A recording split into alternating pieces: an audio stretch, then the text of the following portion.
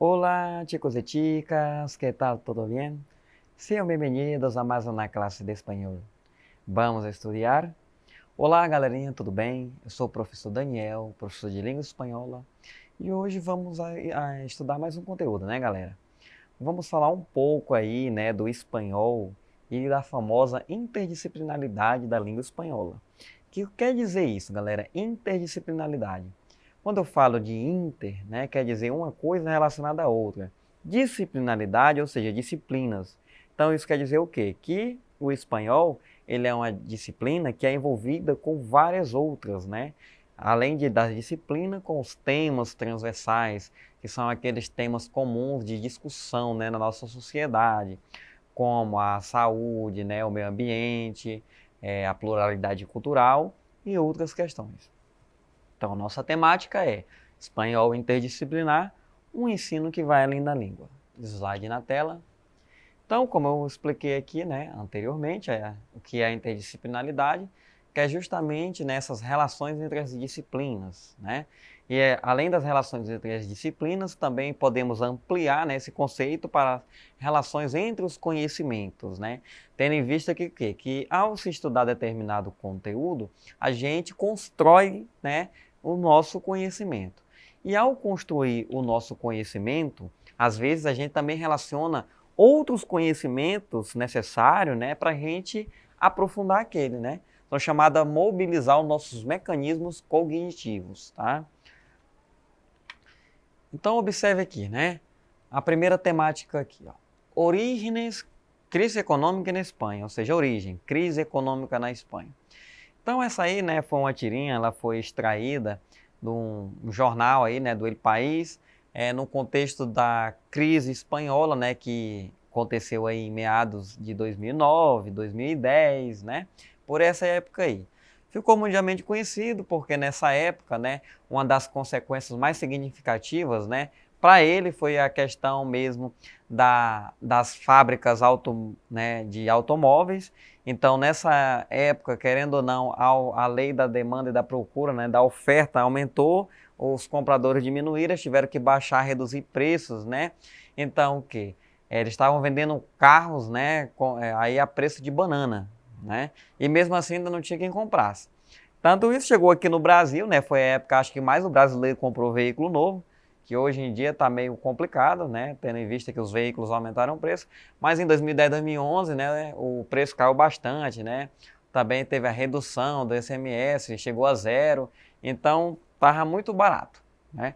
E dentro desse contexto, observem aí, né, que o que diz ali, né, os tópicos da crise ali, né, que fala justamente essa questão da economia, né, o baixo, a oferta da lei da procura e toda essa questão do banco também da Espanha, né, que teve uma intervenção junto às entidades financeiras, ou seja, um colapso econômico. Então, galera, quando a gente está estudando isso, né, dentro da língua espanhola, observe né, que querendo ou não, a gente está trabalhando economia, né?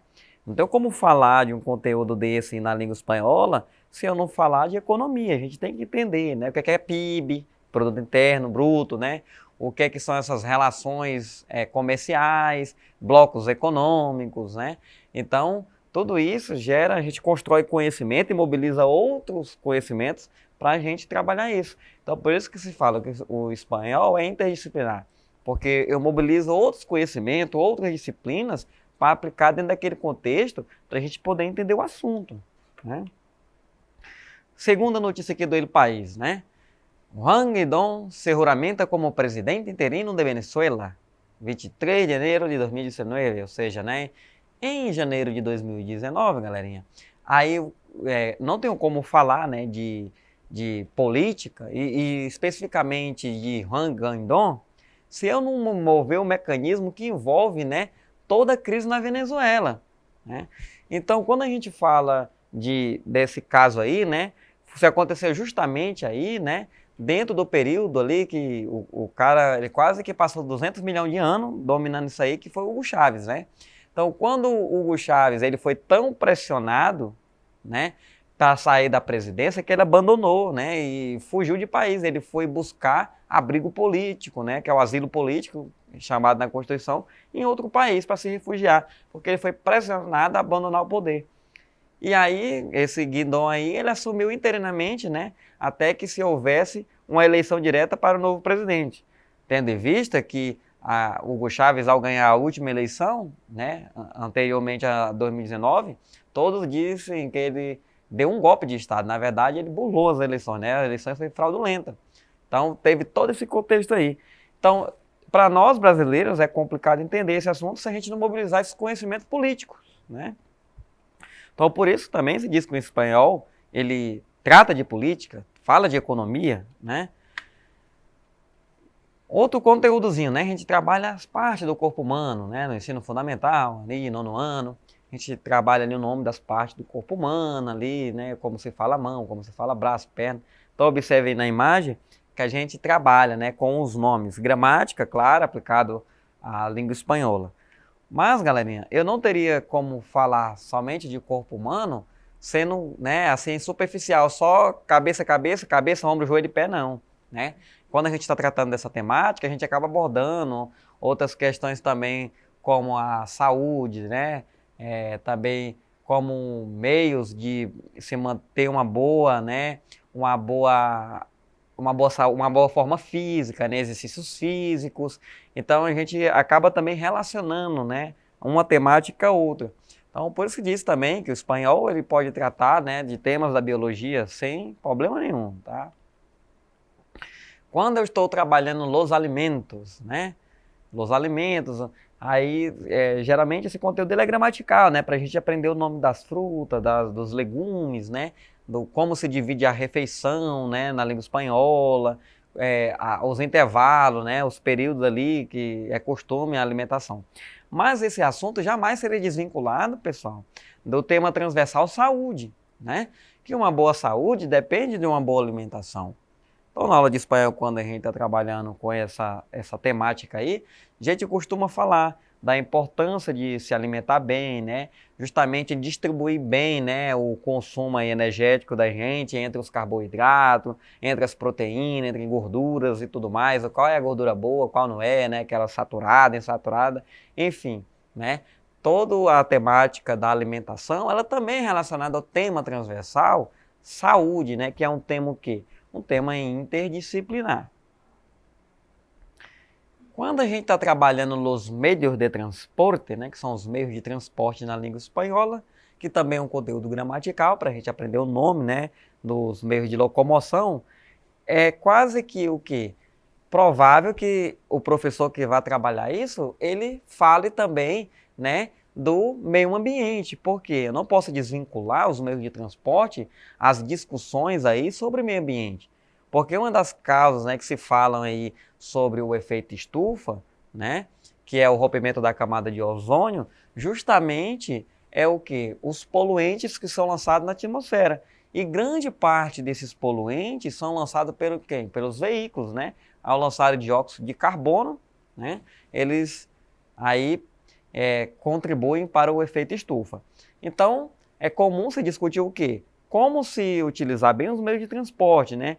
Porque, olha só, observe aquele gráfico, né? Aquele gráfico ele traz bem isso, que ele mostra a emissão de gases poluentes por determinado veículo. Então, ele diz o que naquele gráfico? Ele diz que é melhor uma pessoa andar no transporte público, porque apesar de o ônibus ele poluir mais, né, do que o carro, porém ele carrega mais pessoas, né? Então, para a saúde do meio ambiente, né, é melhor que se ande 100 pessoas dentro do ônibus tudo lotado, né? Claro que tirando esse contexto de pandemia, que vão poluir bem menos do que cada uma pessoa dessas 100 num carro diferente. Seriam o quê? 100 veículos lançando dióxido de carbono aí na atmosfera, né? Mas melhor que isso, galera, observe que dentro daquele gráfico ali, é melhor ir de bicicleta andando, né? Olha só, não polui nada, né? É zero de poluição bicicleta andando. E também tem a relação custo-benefício, que é justamente, né, a nossa saúde, né? Quem pedala, ela está praticando exercício físico, quem caminha também está praticando exercício físico. Então, além de fazer bem para a saúde, faz bem ao meio ambiente. Quando a gente está trabalhando los numerales, né, não tem como trabalhar isso e deixar de fora a matemática, porque número é matemática, né?